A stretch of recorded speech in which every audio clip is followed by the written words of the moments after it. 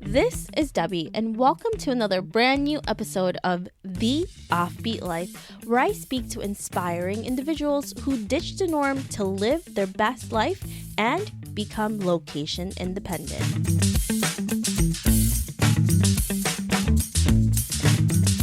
This week, I speak with Louiza Megan, who is a coach for entrepreneurs and business owners who wants both a thriving business and a fulfilling personal life. Louiza started her business at 22, and by the time she was 25, she was making a six-figure salary. She was working extremely hard and measured her success through her earnings. Louiza finally had to slow down when she had a health scare and realized that the physical pain was not worth making the money. From this experience, Louiza decided that she would only work 3 weeks in a month in order to enjoy her life. She then created a 4-month course called the School of Audacity that helps other entrepreneurs make more money while having more business boundaries. Listen on to find out how to create boundaries while making more profit.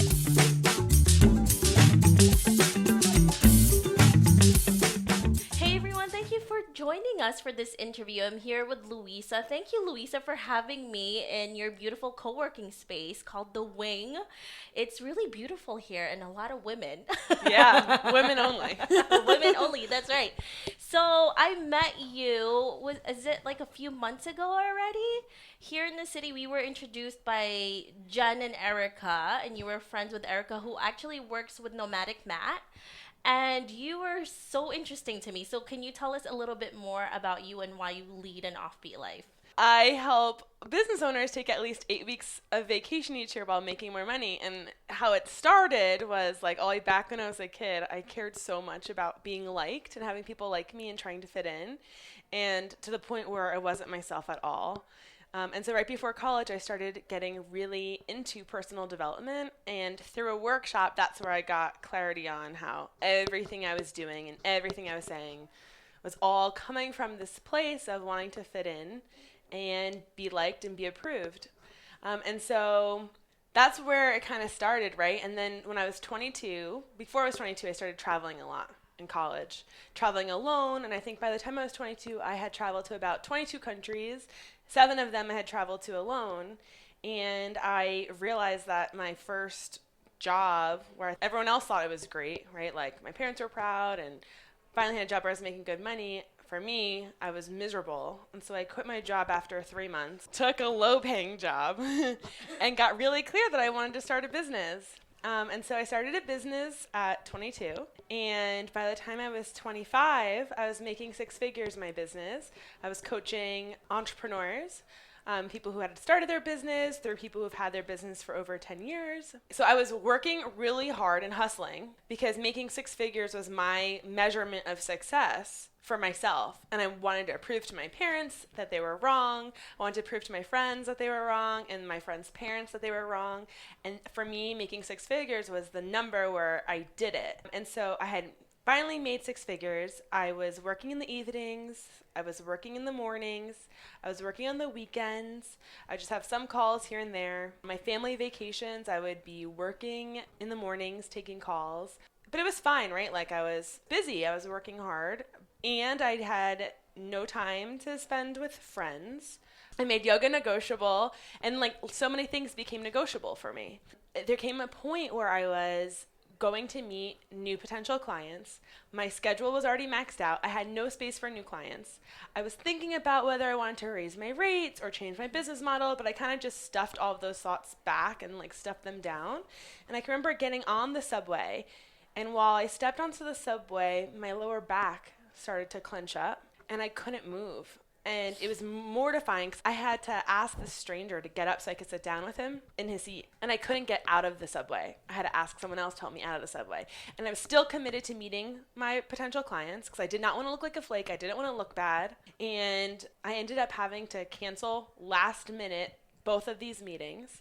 My boyfriend had to come get me from the subway because I couldn't walk. It was so terrifying. I felt like I was going to be paralyzed. Didn't know what was going on. And so I was bedridden for 3 days.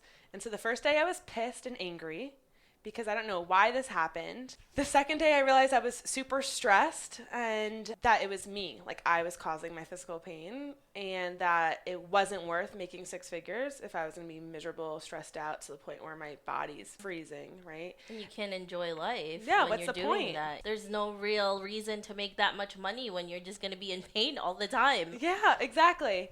And then the third day I realized, okay, I'm done with this. I'm going to create all new boundaries in my business so that I can enjoy myself and have time to hear my intuition and listen to those thoughts when they creep up and make decisions about them.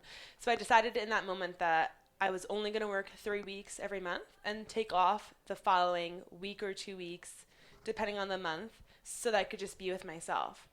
And so from all of that, from what I went through and all the work I've done with others, I created a 4-month course called the School of Audacity for entrepreneurs so that they can actually make more money and have boundaries in their lives so they have time to enjoy themselves and be with their intuition and hear themselves. It's really interesting how you got to that point where you were making the amount of money that you were doing, but you were pretty much a slave of your own work and your own business. So when you left that job that you had that you were miserable in to create your own company, you thought that it was going to be something that you really wanted to do, which it was, but not to the point where it was actually physically hurting you, and now you're making as much more money than you were before, and you're giving yourself the time off to actually enjoy the fruits of your labor, so which is a win-win for you and for everyone. And it's funny because the more time I take off, the more money I make, because I have to look at my business model and change things around. Everything I do in my business is first based on what I need for me to make me happy. And it creates just a new structure for me to build and create from. Last year I took a total of 19 weeks off and 2 days. Now I work 4 days a week and I work 3 weeks each month. And every year I take an additional 2 months off. How do you create the schedule that's going to allow you to have all of those weeks off, but also create a company that's still really successful? Because I feel like that's a misconception for a lot of entrepreneurs, that the more you work, the more money you're going to make, which is not true. You're here. You're making more money than you were before and working less. First of all, I agree with you. I don't think it's working harder does not make you more money. I think it's getting really uncomfortable and throwing yourself in a lot of awkward situations. It's really important to make sure that we have a start time and an end time with work, because a lot of entrepreneurs and freelancers are letting their clients choose when their clients need them instead of offering first their availability and then allowing their clients to choose from what they've offered. So the power dynamic is off. And when we let others choose and demand in the beginning of the relationship, we're creating a new normal and we're setting new expectations that that's how the relationship works. So I highly suggest having clear start times, clear end times. But also we need to make sure that our actions match what we're offering when we explain our work hours, because if we're emailing people after the end of our workday, we're training people to expect us to answer them, and then when we don't, or when we want to then put in new expectations because we want to have a life, we can't, because we have to deal with extra uncomfortable conversations to set all new expectations. I highly suggest that people only have their work email on their computer and that they only check their work email during working hours. I don't think we should be having our work email on our cell phones. We should have a private secret email that no one has access to on our cell phones. We also shouldn't have our clients have our cell phone numbers. We don't want people texting us, because when we're enjoying our lives and then someone texts us, we automatically go into work mode.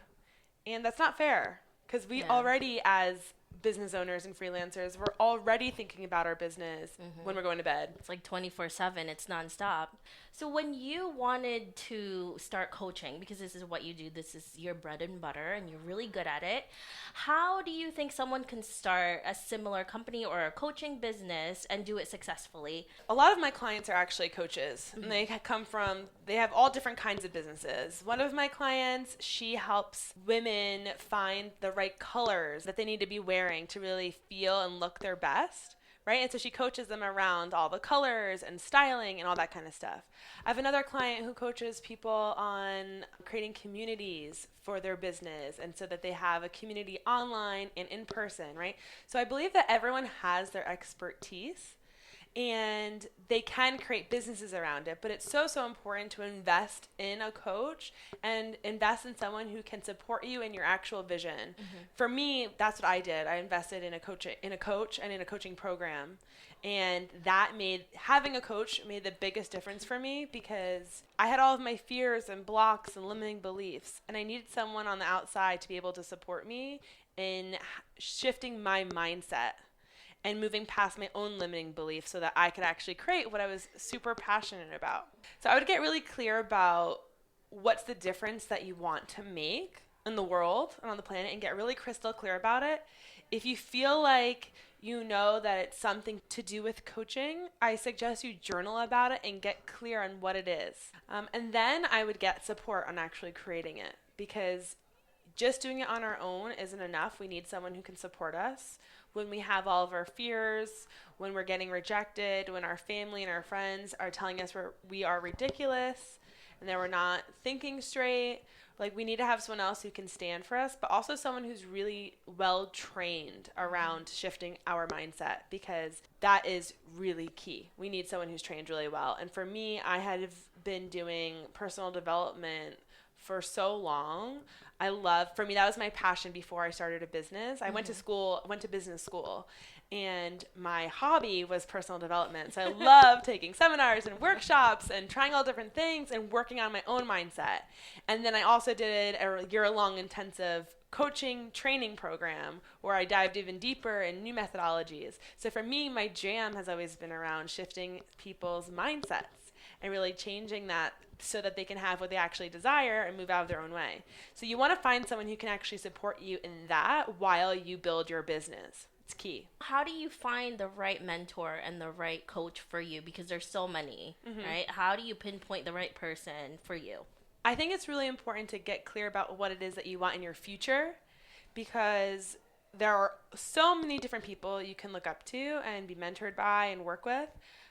For me, I think it's really important to get clear about what's the future you want to be living into 10 years out, 5 years out, 10 years out, but get clear about what that end goal is, and then hire and work with someone who has that, so that you can have that similar lifestyle and business. So someone that can not only talk the talk, but also walk the walk, pretty much. And there's a lot of things that we envy or want with our life, and I think creating that action or having that next step and actually doing it, and then having someone, like you said, to lead you in the right way is really key to success. I just think it's really important that we are surrounding ourselves with other people who are committed to the future we want, because most people can't see it or they don't get it. You're going to have a lot of naysayers for sure, especially when they've never done it or they tried it and it didn't work for them.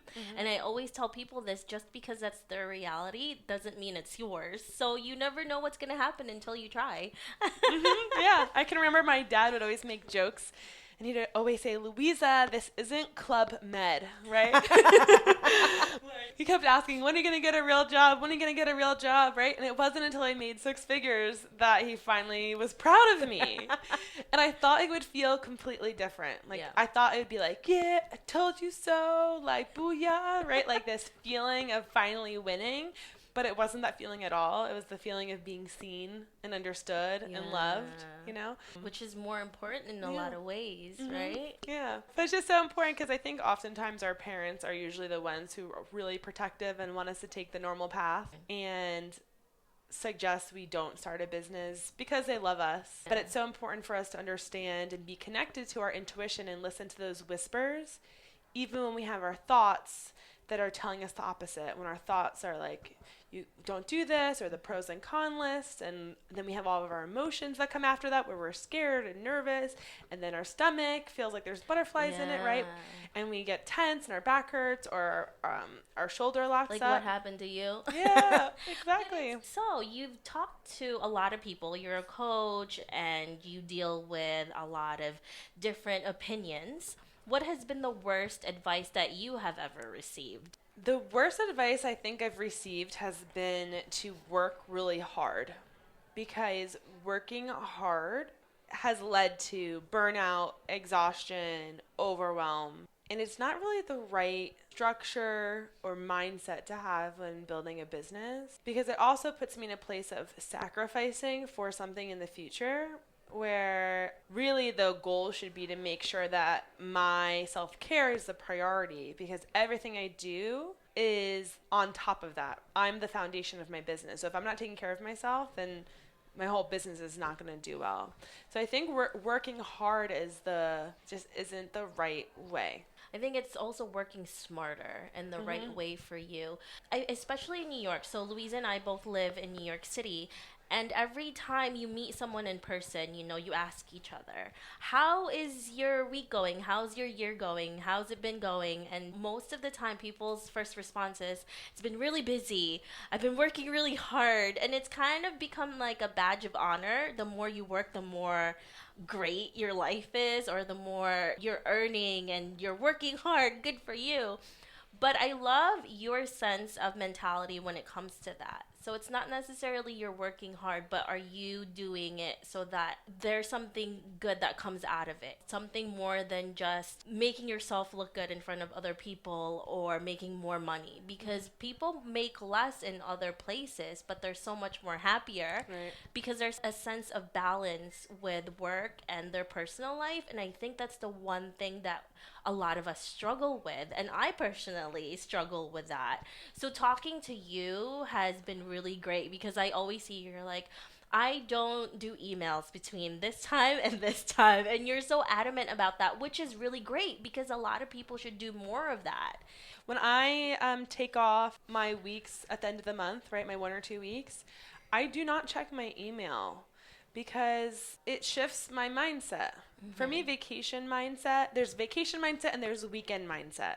They're different mindsets. It takes longer to get into a vacation mindset, but one email will throw me into work mode. And the thing is, right, like a lot of my clients, before they start working with me, and even when they're working with me, they're like, I love working though. Like, I'm so fulfilled by my work. I'm doing my purpose. I love it. Like, I love checking my emails. I love doing work on the weekends. And I get it. I love the work I do too. It makes me feel so amazing when I'm working, when I get off calls with clients, when I'm leading my courses. I feel alive and just full of energy when I'm done working. It's my purpose. I'm so lucky to have this. And I love doing so many other things too. I love getting lost. I love having people over for dinner. I love spending time with my friends. I love being in new places. Like, there's so many things that I love. And I think it's our job and our responsibility to really make time for those things, because it's so easy to fill it with work, and it's easy to just focus on making more money. I really do think money is awesome, because it gives us access to all of the things that we would love to do, like all different hobbies and all different food and all different vacations. So I think money is really important, and we need to focus on our time, because we don't get time back. And also, I've had the biggest epiphanies for myself, my life, and my business while I've been on vacation. Because when I'm on vacation, I don't let myself do social media, and I don't allow myself to check my email, and I have really clear structures and boundaries I've created for myself so that I don't cheat, because I'll want to cheat.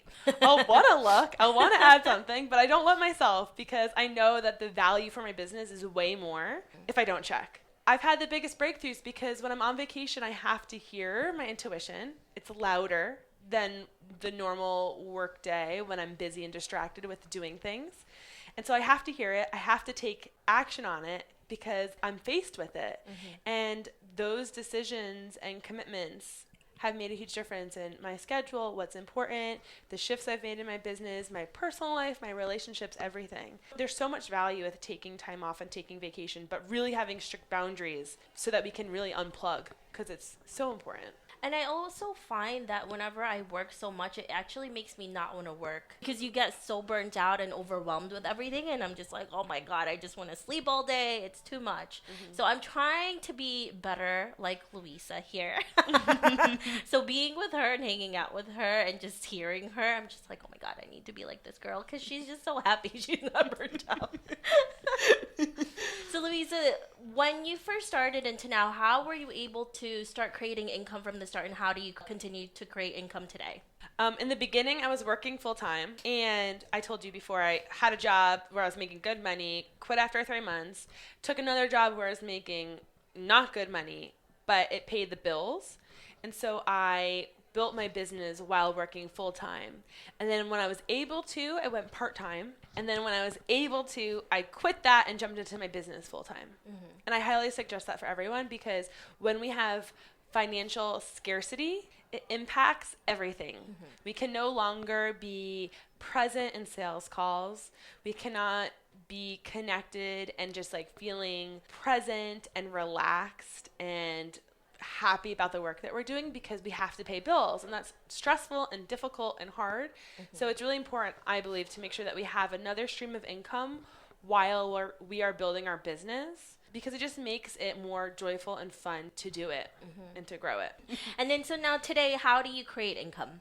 So today I lead a course called the School of Audacity. Mm-hmm. So it's for female entrepreneurs who want to be taking way more vacation and making more money. And so it's a 4-month course. It's combined with live trainings and private coaching and accountability circles, while being in a community of other like-minded women who are in their business and looking to grow. Women in my courses are between the first year of their business through their 10th year of business. And yeah, it's really fun. And the next one's actually starting in March. Oh, that's fun. And then we're going to talk about that in a little bit, about your courses and all of those things. So when you were looking for clients, how were you able to find them? I used to go to a lot of networking events. And I would have a lot of uncomfortable conversations with the people there. I would have conversations about possibility and invite them to talk to me, and I got a lot of no's. I also used to go to a lot of the wrong networking events because I was so committed to growing. So yeah. I would go to a lot of Chamber of Commerce meetings in the middle of New Jersey. So they were just full of old crotchety men who did not care about coaching, did not want to talk to a 22-year-old.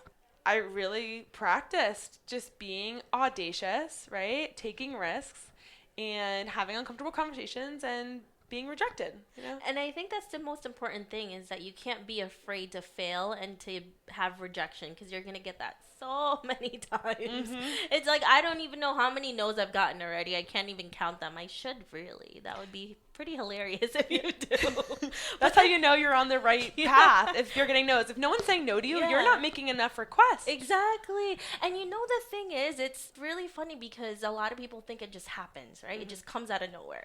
You have to ask for it. You have to go for what you want. No one is just going to put it on your lap and be like, here you go. Mm-hmm. You're going to do great because I gave this to you. You really have to work for it. Mm-hmm. And sometimes you have to fight for it too. So, and being uncomfortable is one of those things that it's inevitable. You have to do that to succeed. That's why I named my course the School of Audacity, because I really think that in order for us to grow and get to the next level in our business, no matter where we are, we need to be taking risks, being really bold, making ourselves come first, and having everything come from that. Yeah. And it takes audacity, right, to really get what we want and have it. So for people who are nice, how do you tell them that it's okay to have the audacity to say no to someone when you just want to please everybody? Right. Well, there's a bunch of stuff we have to work through. We need to work through a lot of the stuff we actually look at on my free webinar, but we need to look at our relationship with disappointing ourselves and disappointing others. We need to look at our relationship with confrontation, initiating it, our relationship with self-worth, trusting ourselves, failure, rejection. There's so many things packed inside of just being nice. And so in order to actually change that, we need to look at and shift a bunch of other experiences and relationships with ourselves so that we can make ourselves a priority. Sometimes we're so afraid because it feels like we're being selfish, but you're not. You're doing what's right for you and your business. So, Louisa, 50 years from now, what legacy would you like to leave, and what do you want to be remembered for? I would love to be remembered for helping women create boundaries and be selfish. Because to me, if we have boundaries and if we're selfish, as business owners, we have freedom. And for me, freedom's what it's all about. Because we're only going to be alive for so long, and I think we should really enjoy it. That's a good legacy to leave. Now, are you doing anything currently that's really exciting?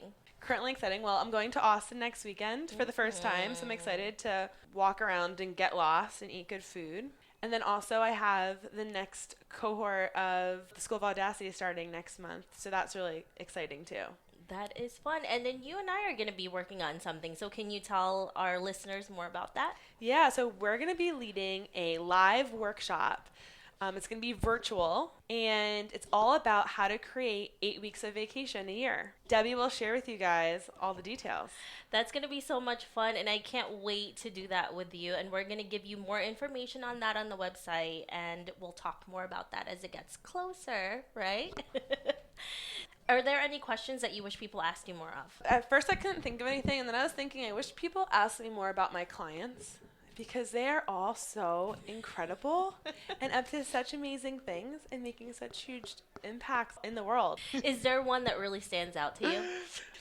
So one of my clients, her name's Emily, and she runs a business called 6 Degree Society. Mm-hmm.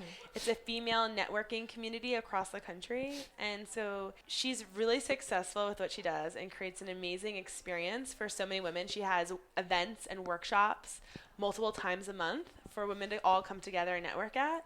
And she also really, really desired coaching, like coaching women on having communities for their business.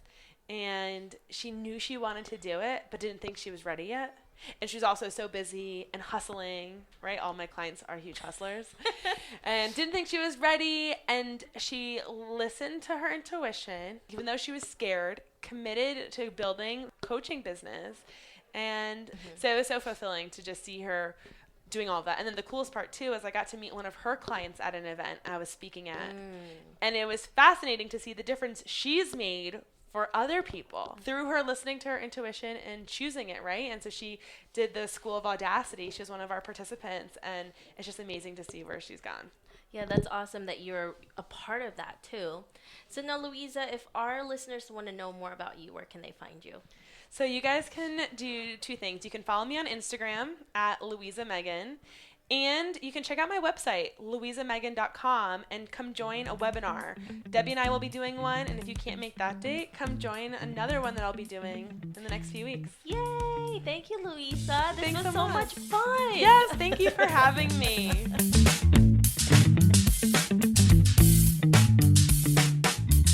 I hope you enjoyed this interview with Louisa. Make sure to visit theoffbeatlife.com. Again, that's theoffbeatlife.com to find out more about our live workshop for women who want to have more vacation while building a successful business.